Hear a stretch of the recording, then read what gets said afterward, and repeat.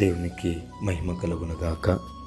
ఈ దినం దేవుని వాక్యం, నిన్ను రక్షించుటకును నిన్ను విడిపించుటకును నేను నీకు తోడయ్యుందును.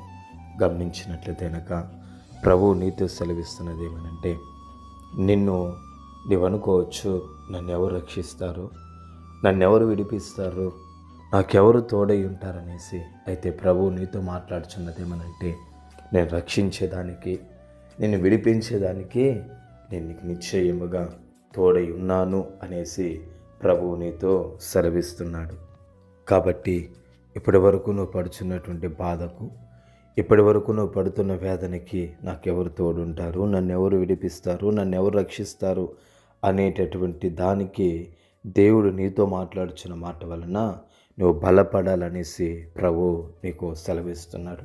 గమనించండి, నీ మీద శత్రువులు పోరాడతారు, నీతో యుద్ధం చేస్తారు, కానీ వారు ఎప్పటికీ కూడా జయించలేరు అనేసి ప్రభు సెలవిస్తున్నాడు.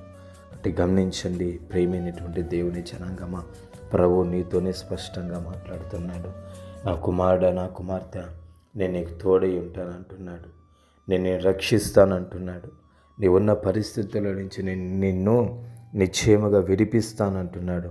కాబట్టి ఈ మాటల మీద నువ్వు నమ్మకం ఉంచు, ఈ మాటల మీద నువ్వు విశ్వాసం ఉంచు, ఈ మాటను బట్టి నువ్వు ప్రార్థించు. ప్రభువా, నువ్వు విడిపిస్తానన్నావు కదా నాయన, రక్షిస్తానంటేవి కదా ప్రభువా, తోడై ఉంటానన్నావు కదా నాయన, దయతో నన్ను విడిపించండి, రక్షించండి, తోడై ఉండండి, ముదిమి వచ్చు వరకు నన్ను ఎత్తుకొని నన్ను నడిపించండి ప్రభు అని చెప్పేసిన వడుగు.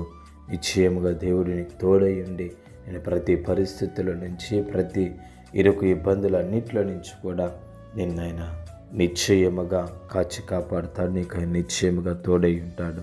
పరిశుద్ధుడా, ప్రేమగలిగిన యేసయ్యానికి స్తోత్రాలు చెల్లిస్తున్నాం నాయన.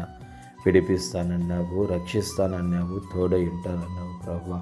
అవును నాయన, దయతో మమ్మల్ని విడిపించండి, రక్షించండి, మాకు మీరు తోడై ఉండండి, కార్యము చేయండి. యేసు నామములో అడిగి పొందుకొని ఉన్నాము పవిత్ర తండ్రి. ఆమేన్.